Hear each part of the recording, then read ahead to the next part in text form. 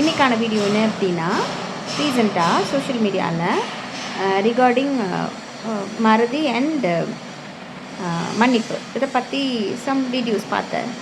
அதை பற்றி கொஞ்சம் பேசலாம் அப்படின்னு எனக்கு தோணுச்சு. ஆக்சுவலாக அந்த வீடியோவில் நிறைய கமெண்ட் பண்ணேன். அண்ட் இதை வந்து எனக்கு தெரிஞ்சவங்கள்ட்ட கொஞ்சம் ஷேர் பண்ணணுன்னு ஆசைப்பட்றேன். ஃபர்கிவ்னஸ் கண்டிப்பாக தேவை. எப்பேற்பட்ட தப்பாகவே இருந்தாலுமே ஃபர்கிவ் பண்ணணும். பிகாஸ் எல்லாருமே ஹியூமன் பீயிங் தான். யாருமே இங்கே வந்து கடவுள் கிடையாது தப்பு பண்ணாமல் இருக்கிறதுக்கு. அதை வந்து நம்ம மன்னிச்சிடலாம், மன்னிக்கணும். ஆக்சுவலாக மன்னிக்கிறதுனால அந்த பர்சன் சந்தோஷப்படுவாங்களோ இல்லையோ, பட் மன்னிக்கிறோம் அப்படிங்கிற அந்த சந்தோஷம் நம்மளுக்கு கிடைக்கும். ஸோ மன்னிக்கணும். பட் மறக்கணுங்கிறத நான் கண்டிப்பாக ஏற்றுக்கவே மாட்டேன். பிகாஸ் நீங்கள் ஒருத்தர் செய்கிற தப்பை வந்து நீங்கள் மறக்க ஆரம்பிக்கிறீங்கன்னு வச்சுக்கோங்களேன், திருப்பி திருப்பி அவங்க லைஃப்பில் அந்த தப்பு நடந்துகிட்டே தான் இருக்கும். ஏன்னா நம்ம ஒவ்வொரு டைம் அதை மறந்துகிட்டே இருக்கும். இது நம்மளுக்கு நடந்துச்சே அப்படின்றதே நம்ம மறக்கிறனால தான் திருப்பியும் அந்த வழி நம்மளுக்கு திருப்பி கொடுத்துட்டே இருப்பாங்க. நீங்கள் மறக்க வேண்டாம், மறக்காதீங்க, ஆனால் மன்னிச்சிடுங்க.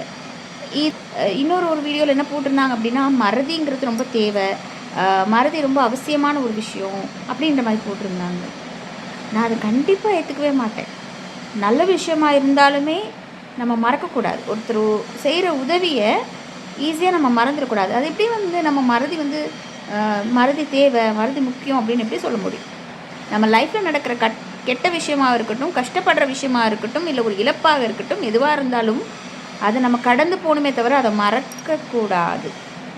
அது நம்ம நினைவில் இருக்கணும் கண்டிப்பாக. அதே போல் நல்லது ஒருத்தர் செஞ்சுருந்தாங்கன்னா அதை கண்டிப்பாக நீங்கள் ஞாபகத்தில் வச்சுருக்கணும். சூழ்நிலை காரணமாக, சில விஷயங்களின் காரணமாக நம்ம அந்த பர்சனுக்கு வந்து நம்ம ரிட்டன் எதுவும் செய்ய முடியாது இருக்கலாம், இல்லை எதுவும் கொடுக்க முடியாது இருக்கலாம். ஆனால் அவங்களுக்கு தோணும், என்னடா அது இவங்க மறந்துட்டாங்க, நம்ம செஞ்ச இவங்க செய்யலையே நம்மளுக்கு ரிட்டன் அப்படின்னு. ஆனால் நம்மளோட சூழ்நிலை அந்நேரத்தில் நம்ம அவங்களுக்கு ரிட்டன் பண்ண முடியாமல் இருக்கும்.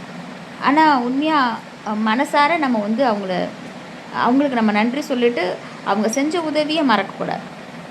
அதுக்கு என்ன டைமில், நம்மளால் எந்த டைமில் அவங்களுக்கு திருப்பி நம்ம ரிட்டன் கொடுக்க முடியுமோ அதை கொடுக்கணும்.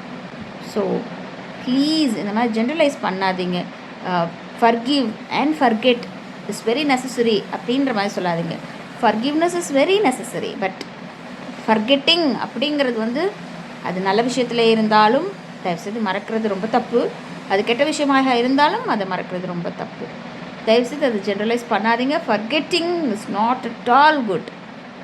இது நல்ல விஷயமா இருந்தாலும் சரி, ப்ளீஸ் நான் ரிப்பீட் பண்ணுறேன், அது நல்ல விஷயமாகவும் இருந்தாலும் சரி, கெட்ட விஷயமா இருந்தாலும் சரி, forgetting is not good, please.